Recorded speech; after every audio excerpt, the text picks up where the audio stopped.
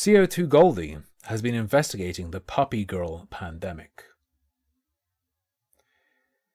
My understanding is that that's a trans thing. You remember Riley CS? Riley CS had all these like puppy girl Steam groups. Some of them had like fucking the pedophile HRT, the Otokonoko Pharmaceuticals with the lolicon on the package. HRT is like the thumbnail and stuff like that. All sorts of weird shit. All puppy girl stuff. And my understanding is that puppy girl means it's a girl with a tail. But we'll see if that's what this is. For a time, I was entrenched in puppy girl culture online. Am I still? Well, yeah, but now I get it right off all the... Sounds about right. Sounds about right. I think I was correct. collars I bought as a business expense, and if these don't get written off, I am fucked. Anyways, I'm going to acknowledge the absurdity of the subject matter now, and I understand that it is a little silly. However, I think engaging critically with kink cultures within the trans community really reveals a lot about how transness is seen at large, and how subverting or leaning into those ideas help. Once again, I fucking hate being correct.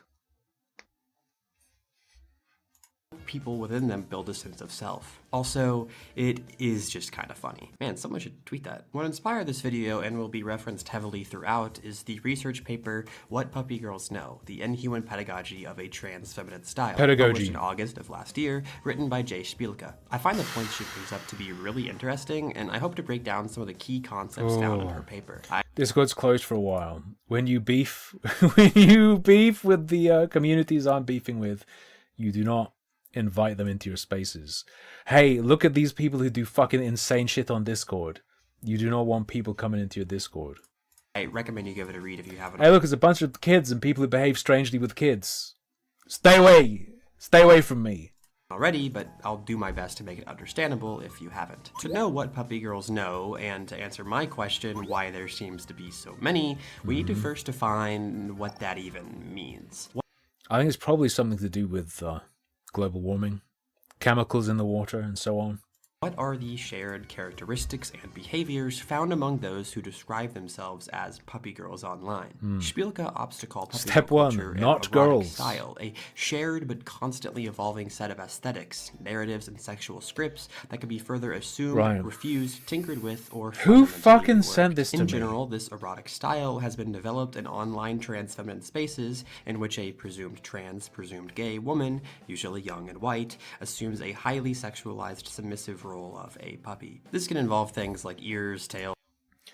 When I made my videos, they were like, yo, this Riley CS person, you don't actually have anything solid that they're cheating, but look, they're a freak. You can just hate them because they're a freak. This was the shit I was showing you they were into, and people were like, no, we just care about gaming. Gaming's what matters. Fucking hell. Collars, leashes, whatever, but these items aren't necessarily what makes one a puppy girl. Rather, it's a set of ideas placed upon or adopted by an individual, usually involving things like general submission, dependence, vulnerability, and a low capacity for thought. These are quote-unquote puppy-like characteristics that we see time and time again expressed in these puppy spaces. girl. It's also important to not conflate this erotic style with the pup play subculture seen in predominantly gay male spaces. You can discern the difference between the two by paying attention to what clips politicians seem to keep on their hard drives. Right, I see. Do you think U.S. Congressman Randy Fine understands the intricacies that differentiate pup play from puppy girls? I can explain it to him. Randy hit my line. Okay, so puppy girls tend to be trans lesbians that express submissive behavior and lean into puppy-like qualities and characteristics. Okay. One thing that I was curious about was, why is it trans lesbians specifically? Not to say it's exclusive to them, but why don't we see more cis lesbians or, God forbid, straight trans girls? A video on the difference between trans lesbians and gay men. This fucking video was made to get me banned. Engaging in puppy girl culture. Fuck you for making this. Sure. And fuck whoever recommended it to me. I think this is for a couple of reasons. The first of which Spielke brings up being the long history of forced feminization fantasies found in erotic trans femme culture. This typically looks like having the identity of a girl, woman, female forced onto the sounds like some sissy hypno to me. Subject in one way or another. I find these discussions are often difficult to have because so many people wrongfully hold the belief that being a trans Our collection of metapragmatic data, which includes an extended interview with erotic hypnosis recording artist Jenny DeMilo and feminization instruction videos by hypno creators Sissy Legs and Nina Dreams. Woman is the result of this perceived fetishization of a forced womanhood. This is not the case. There's a lot to be said that I won't be getting into, but the forced femme erotic fantasies and puppy girl culture are intertwined in several ways. The most apparent is the forcing of the title. Just make a video and yell AGP for 15 minutes. Well, you Same can thing. identify yourself Same as thing. a puppy girl, Same and thing. many do. That doesn't mean much without the reinforcement of that identity by those around you. I find that a big part of this culture comes in the form of teasing from others. This subtle or not so subtle reinforcement of your status as a puppy girl. Maybe having a clicker on your Discord soundboard saying good girl to make someone embarrassed, or pointing out those puppy-like behaviors in a condescending tone. And with all this said, inherently, being a puppy girl also makes one, well, a girl. Thus, Incorrect. when these teasing behaviors are being expressed, not only does it work to hammer home one's puppy status, but also their status as a girl. Obviously, there are those who don't identify as a girl that participate in this culture. I think that's understood. I'm largely generalizing, of course. That affirming behavior to one's identity is a massive draw for young trans girls, but we'll put a pin in that for now. So the why lesbians part,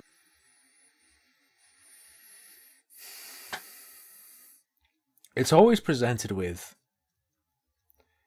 it's to help you accept that this thing is okay, right? It's to help you accept that this thing is okay.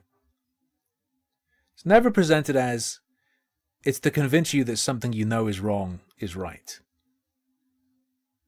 of my original I'm just saying that's an alternative view on this. question is a little more nebulous and definitely overlaps with the transness aspect. Contrary to popular conservative rhetoric, trans women do indeed date each other, and in large numbers too. To prove this theory,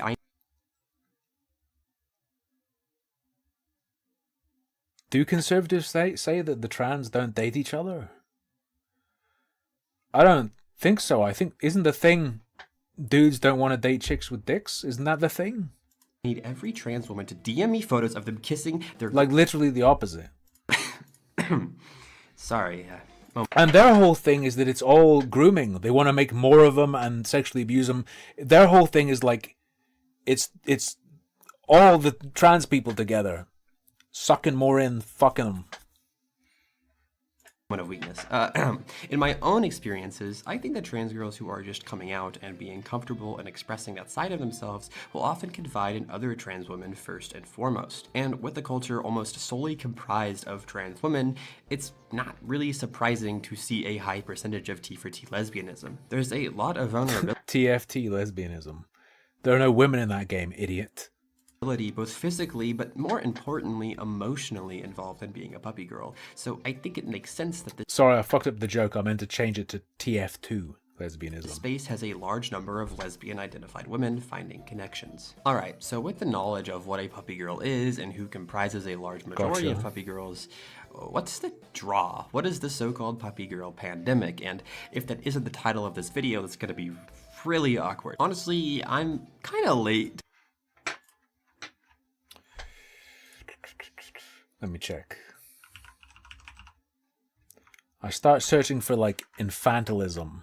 No hits. To the conversation about puppy girls, I see more deer girls, bunny girls, hell, even cat girls are making a resurgence. Though I think that puppy girl culture has ingrained itself in You don't think it's got a touch of infantilism about it? online trans femme spaces more than any other insert cute animal girl prior, or that we've seen since. As stated previously, and at least anecdotally, I see an overwhelming amount of those engaging with puppy girl culture being young trans women. When I say young, while I am referring to literal age, I also think time on hormones or time spent after recognizing one's trans identity plays a big factor in who stumbles into and stays in these spaces. Okay. The reason the second part is important, and quoting Spielke, it's simply hard for a trans woman to feel secure enough to be the source of her own affirmation. This is why external community-based relationships are so vital for sustaining trans life. They don't do it themselves, so they need like a network of people around them, preventing them from not going down the trans pipeline. Dog, come on. Come on. Come on. Come on. Read that to yourself again. It's hard for someone to want to go through it alone. To stick with it. We need a bunch of people around them reinforcing their desire to go down this path. Come on. Come on. Come on. She continues by saying, many of us receive our gendered, sexed sense of self not from personal identity work, but through participation in networks of mutual care, love, and affirmation with other trans people who are actually it's happening and it's a good thing. Far more likely to gift us with unconditional recognition that we are ourselves. Puppy girls are an extreme case of just that. Meaning that, in general, it's tough to be your own #1 supporter as a trans woman, as you have been so conditioned to tear yourself down through your own dysphoric lens. This is most prevalent in trans girls who are just starting to get a hold of who they are, grappling with an enormous vat of emotions that have been bottled up for a lifetime. So coming into a community that provides that unconditional support, regardless of how you may perceive yourself or how others in daily life may perceive you, it's overwhelmingly affirming. There's the obvious caveat of this regardless of how you even perceive yourself. Primarily being online and people Interesting being thing to say. Particularly trans women love tearing down one another online. But I think it's understood that there will always be bad actors, or I guess bad actresses, regardless of how otherwise supportive a community may be. Being called a puppy girl is potentially the most affirming thing that you have experienced up until this point. It's cathartic to not have to prove anything to be bestowed with this label. The council has decided that you express puppy-like qualities, and so you are a alternative theory.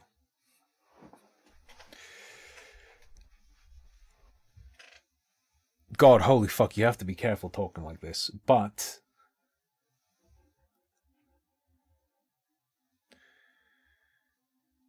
just saying you're a woman can look like an escape from the pressures and responsibilities of being a man. And the puppy girl thing could be looked at as like an extreme version of that escape valve. Because what do puppies have to worry about? What do puppies have to worry about?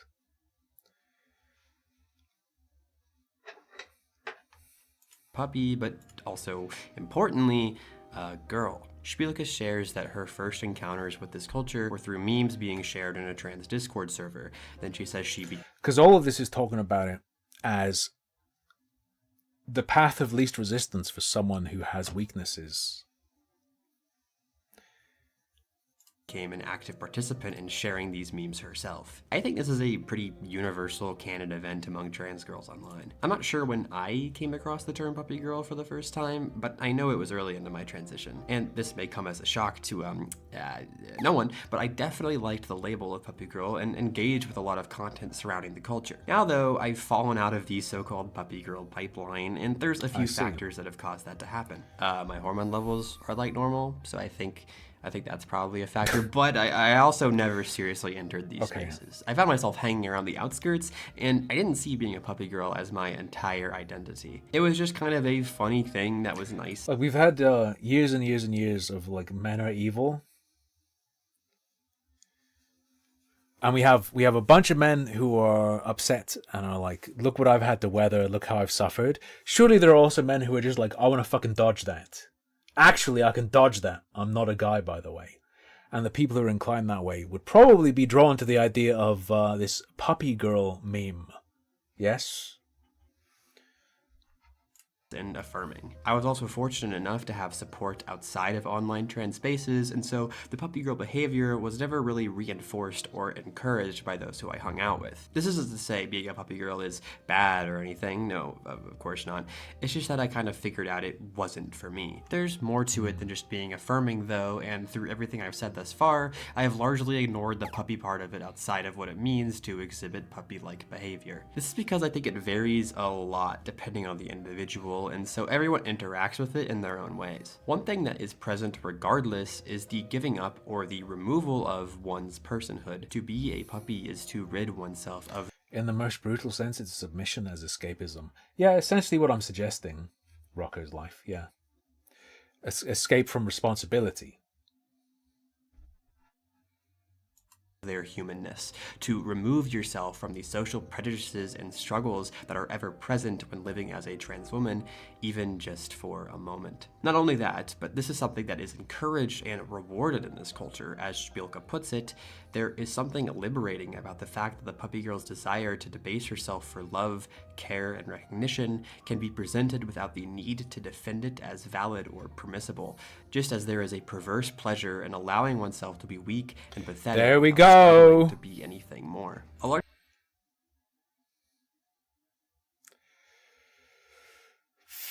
part of her paper and her ultimate conclusion revolve around trans people's continued Actually, Harmful Opinions is right, and that's a good thing.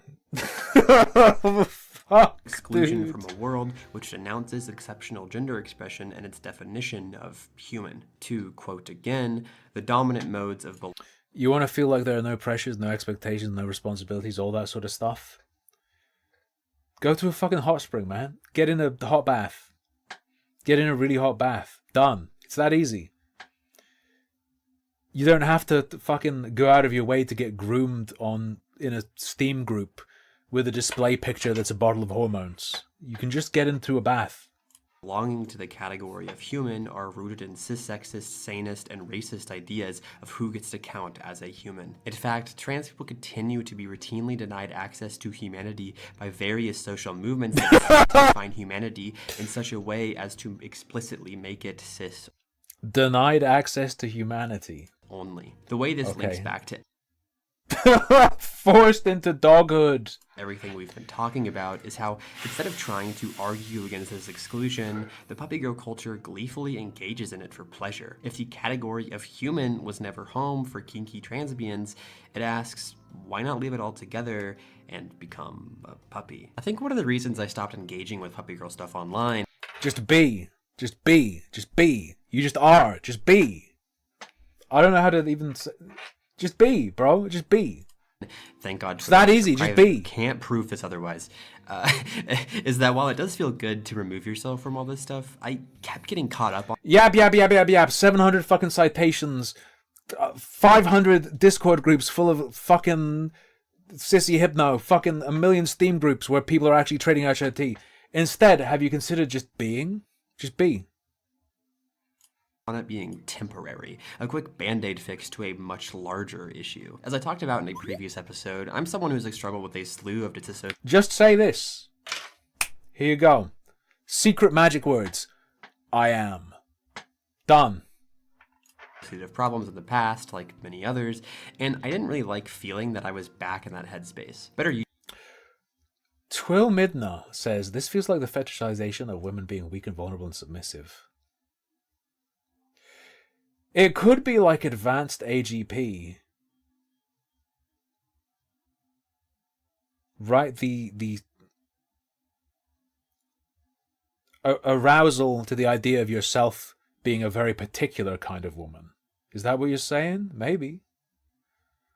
YouTuber in person, Leadhead, has a video where she discusses the disassociative aspects of being a puppy girl through her own experiences and what it looks like when that gets taken too far. I really recommend watching that one if you haven't. It's stuck with me for quite a while. The what? what? Gets taken too far. I really recommend watching that one if you I haven't. really It's don't stuck want with me to. for quite a while now. I think it all comes back to escapism, and being a puppy girl elicits a particular kind of escapist quality, and that not only are you leaving behind liberal ideas of gender or sexual identity, but there's that pleasure and even shame in indulging in this fantasy. In a way, it goes against a lot of what is being fought for and mirrors the downward social mobility faced by trans women in society. But here it's in a more controlled environment where you're assured love and affirmation for just existing. That's why I think it's so interesting, because while the idea of the puppy girl does subvert existing norms of what it means to express trans femininity, it also plays into the larger system that denies this expression in a shameful, kinky, pleasurable way, almost reclaiming the very system that in a shameful. On one hand, there's an obvious loss of status and position present in becoming a puppy, a loss that mirrors the experience of many trans women who know that their transition risks downward mobility in many social hierarchies. This loss is closely entwined with queer pleasures of shame and humiliation. Queer pleasures of shame and humiliation. Kinky, pleasurable way, almost reclaiming the very system that necessitates this escapist act. Now, do I think Twitter user @GoodPuppy900 knows all of this? No, and I don't think any of this is really at the forefront of her mind right now. She's more focused on her Balatro run. But I think taking this kind of silly, pretty cringy subculture a little seriously can show us a lot about evolving ideas of what it means to engage with the world as a trans woman. Spielka's I'll put it very simply. You'll notice I'm not engaging very directly. I think this is just a post hoc rationalization of being all fucked up. original question of what puppy girls know is answered at the end of her paper, where she writes, "This With the intent of proliferating fucked upness. is what puppy girls know. That you don't have to fit in within the narrow constraints of the human to be loved, desired, and cared for. That you need not be valued for your capacity to engage with fundamentally trans-antagonistic structures of daily survival. That transness can be more than just an exercise in mimicking modes of living that were never meant for us." What is this? It's true, there are so many systems in You're talking about yourself like you're a fucking... You're in a fantasy world where there are fucking gnomes, and you're trying to live in the normal sized people world. What are you fucking talking about? that actively or even unknowingly work to force trans people out of society. I don't need to tell you this. Chances are you're all too aware of how any given day another bill called the Fuck You I Hate Trannies Act will be signed into law. It's hard to find solace in a world like that. And so being able to forget about all that just for a moment and be seen and loved for who you are is unbelievably important. A large reason why we find puppy girls primarily online is because unless you live in fucking Seattle, chances are there aren't that many other trans people around. Being reminded That's cope. that there is a community, that there are voices, is what keeps... I think it's more about the relative privacy and the increased level, the increased and oftentimes constant contact with the people who would encourage you to be like that. Us all going. Okay, this is getting a little too serious, so I'm gonna show you something funny I found that I didn't know like where to put. So botted blue check at swipe right in response to Spielka's paper being published had this to say. In other words, this paper suggests expanding the ideas of trans beyond crossing sex boundaries to include crossing species boundaries, which, you know, is not the paper. But my favorite part of the tweet is it gets darker. Yeah, man. This is some dark stuff. Like a puppy girl is a good girl. Oh my god, this is just too much for me. Anyways, I hope he took something. Yeah, it's fucking grim when you have a good man who when you have a grown man who wants to be called a good girl. Sorry.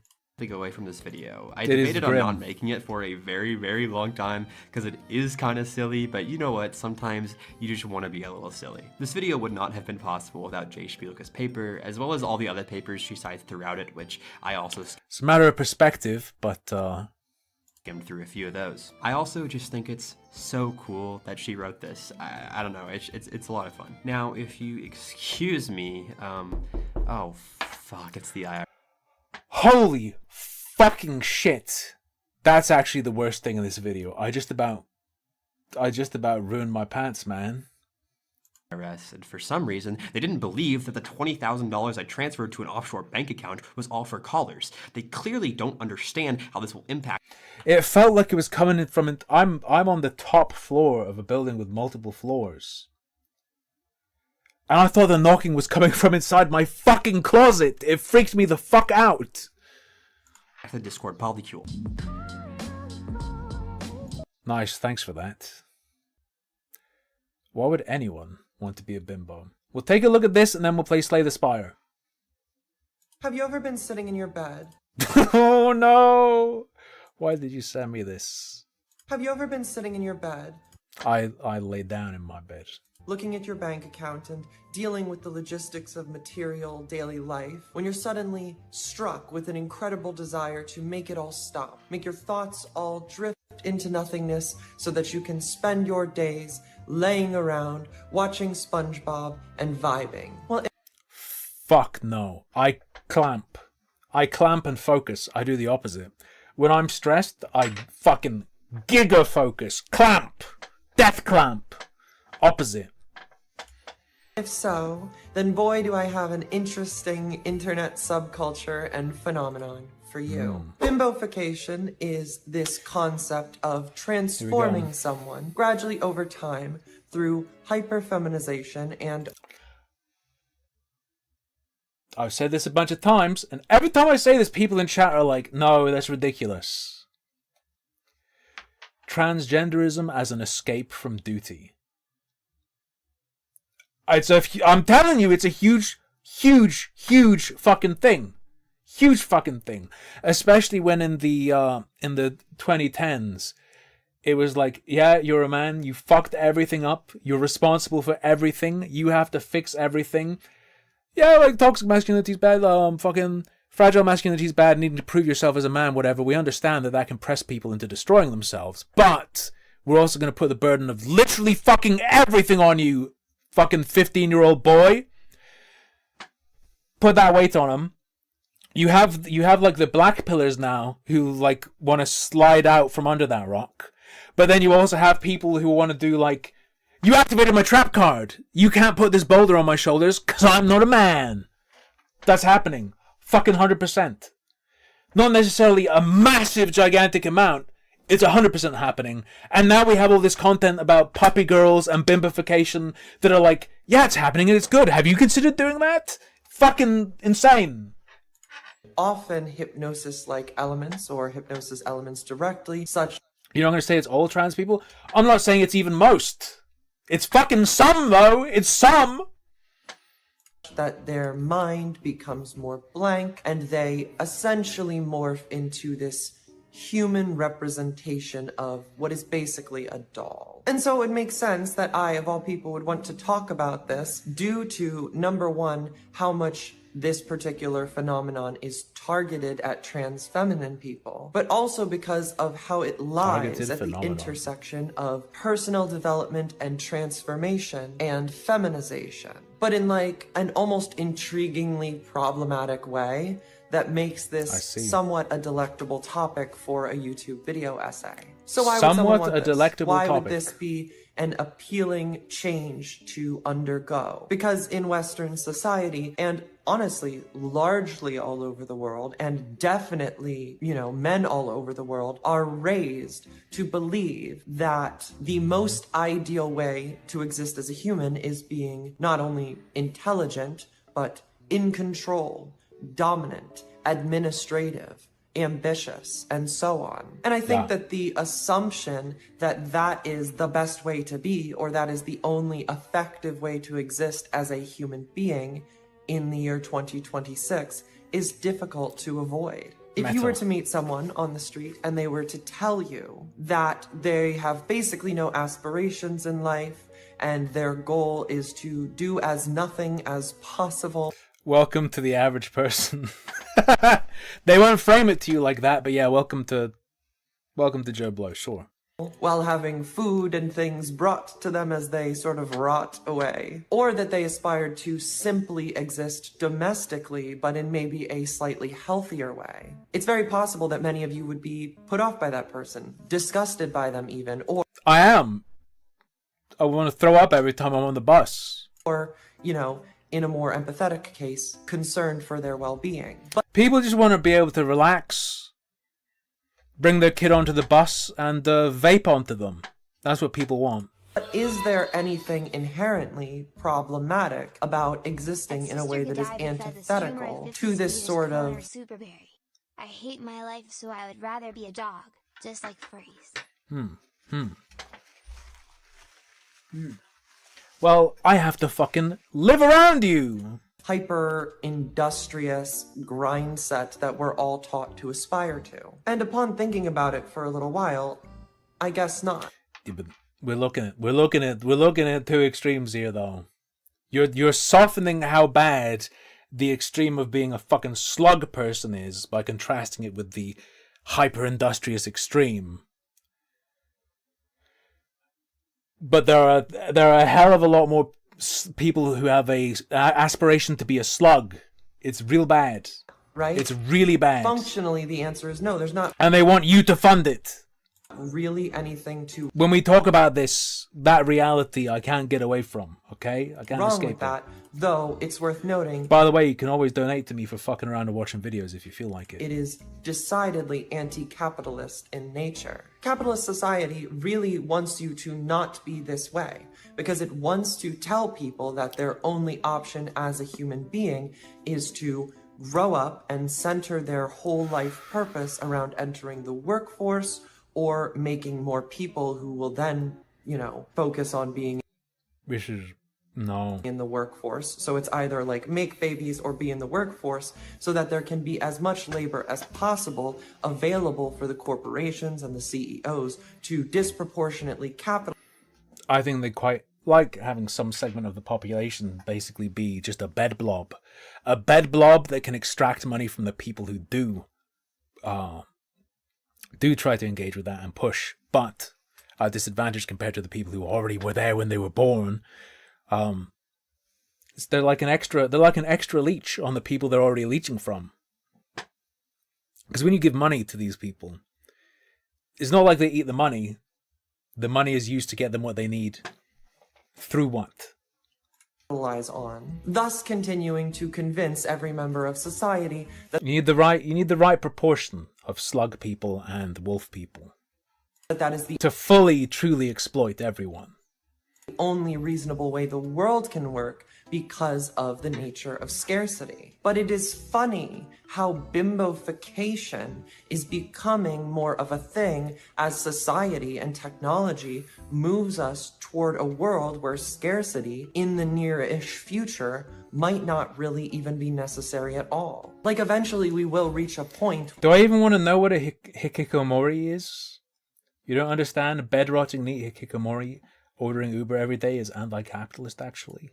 Where technology has advanced to such a degree that we have so many resources disproportionately to the amount of people that we have on the earth, that everybody can be kept comfortable whether they are contributing to the sort of capitalist machine or not. And don't worry, you know, the corporations are going to fight tooth and nail to convince us that that state is impossible and that will never happen. Hello. Most people would lead a more fulfilling life as a peasant in medieval Europe, including the court jester here. I don't know about that one. I'm not sure But about eventually that it will one. be so overwhelming and evident that it will just start to happen on its own, and then, you know, there will be this push-pull between society and the lobbyists, and so on and so forth, until eventually we all join the singularity and everybody is happy. But until we get there, we have video essays to make, and we have the ethics of... Aren't I a weeb? I've heard it. It's just a weeb neat. Okay. I like Japan, but I don't like cartoons. bimbofication to discuss, because the ethics and opportunities therein are hella complex. Just to get this one out of the way, you know, They do be. It's Do be very complex. Oh, it's super misogynistic in nature. Like, incredibly Sure. misogynistic in the Bimbofication, way it's sure. presented. Because it associates intrinsically femininity and hyperfemininity with being dumb, with being useless, with Yeah.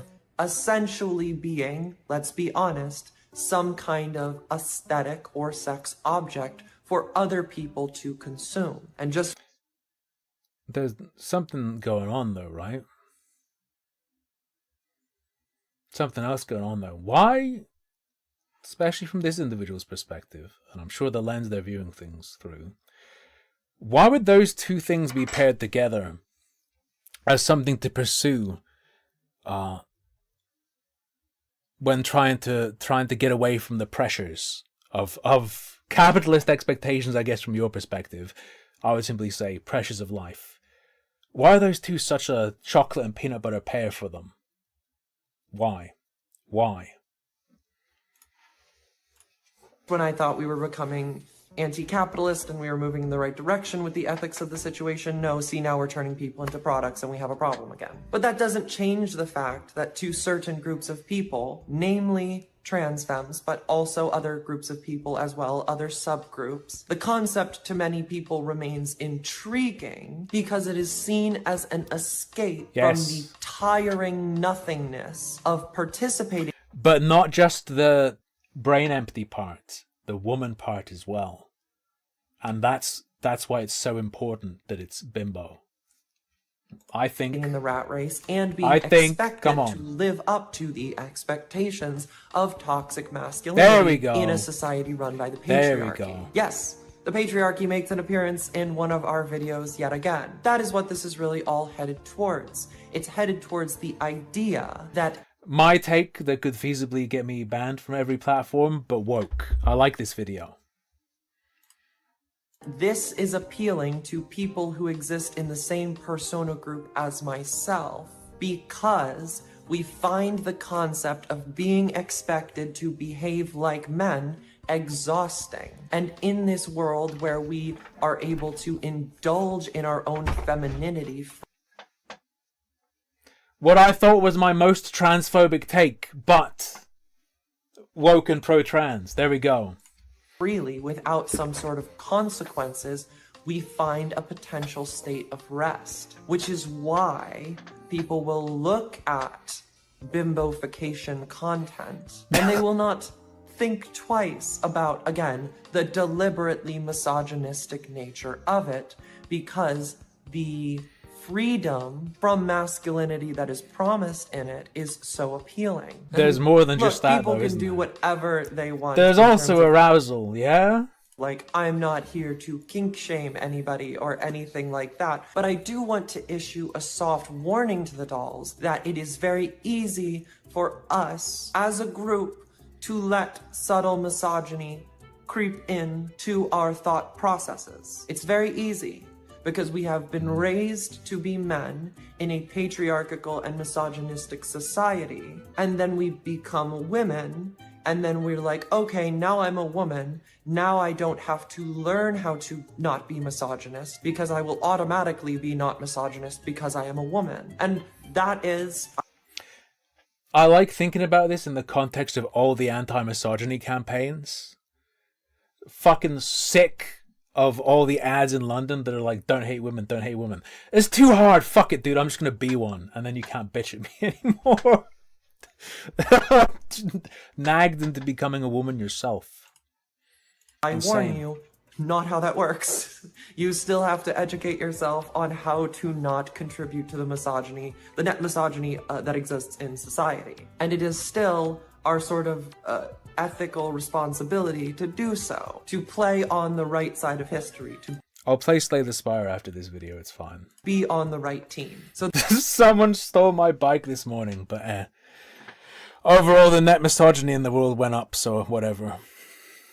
That we can all have fun and, you know, sit around and watch SpongeBob all day or whatever it is we'd like to do. But I want to put a silver lining on stealing someone's bike so you can be a misogynist faster.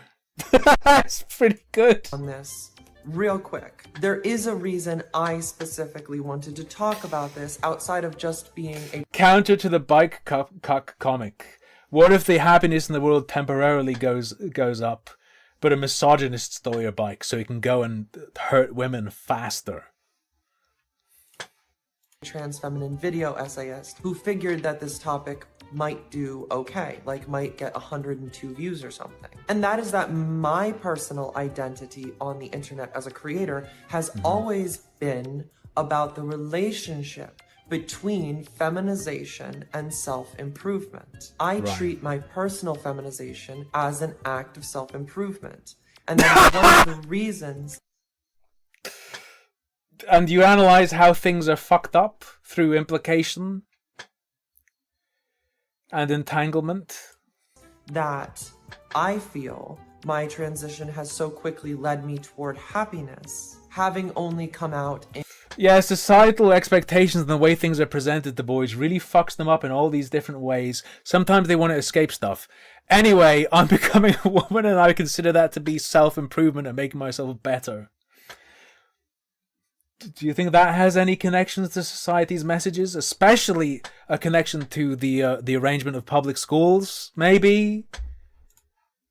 Maybe? December, really. Beginning of December, I came out as trans. Whatever progress I've made in the aesthetic sense of my transformation is like super duper whatever to me. What I'm much more thrilled about is how much my psychology has changed in such a short period of time. And I don't Right. feel ashamed about Okay. being proud of that because I'm happy that I'm happy, and I should When you think you're trans, but it's actually toxoplasmosis. be happy that I'm happy. But the fact of the matter is that feminization and self-improvement are not actually linked Here we in go. some like necessary way. Like feminization doesn't always come with self-improvement, and self-improvement doesn't always come with feminization. But if I create you a did. narrative in my own mind that they are connected, then I And why may would be you? able to actually in the real world more effectively improve myself through my feminization because of the placebo of it all. And in the same way, someone This is someone coping real hard. who is Have we actually got a live one? Have we actually got a escaping male guilt transition? convinced that hyperfemininity and like being unthinking are related, even though they're definitely not, and that that is a problematic way to think, that person may actually have an easier time relaxing and chilling the fuck out because they think that some greater thing is happening to their mind that isn't actually happening. And the cool thing about placebos is that they work, right? Like that's very real. That person True. may only actually be accomplishing this sort of like meditative calmness. You have to believe When it, they though. think that's what's happening to them is they are being made dumb. But if they are, you know, working on or focusing on their feminization and then kind of meditating in the process, Right. that is a perfectly normal and healthy thing to do. They're just putting a narrative around it that is unnecessary, but potentially beneficial to the ultimate goals of the thing. Bimbo meditation content. And so while I want to just call bimbofication dumb and confusing They want you to call it dumb as well, I'm pretty sure. and weird and set it to the side like that, I can't really, because it's kind of the same thing that I'm doing. It just so happens that the narrative associated with Oh my bimbofication fuck! comes along with many more ethical problems. Namely, I'm just watching scrambled eggs. I'm just watching scrambled eggs. misogyny. Regardless, it's a fascinating thing, and as much as I want to say that it is difficult to understand, it is not difficult to understand why anyone would want to be a bimbo. Because life is tiring. There's both, in both ways, there's like an implicit value judgment being made regarding being a woman. Yeah? Right? I think both of them speak to something very strange regarding pursuing that. Just in Life different is hard, directions. and sometimes people just want a freaking break from the real world, especially people who have spent, I don't know, 2+ decades being raised to be a man, being told they must be a man, and now they would like to become a woman, and that feels freeing to them. Fuck me, dude! You can never tell me I'm wrong about what I say ever again. Ever again. Ever, ever, ever again. And they're like, yes, let me get as detached from masculinity as I possibly can, as quickly as I can. The egg cracks and things go crazy. That's a sub-announcement. The egg cracks and things go crazy.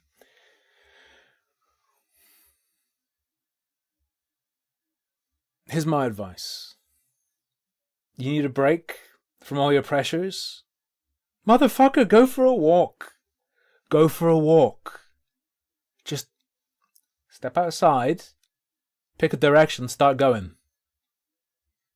That's what you're doing for the next few hours. There you go. You're free.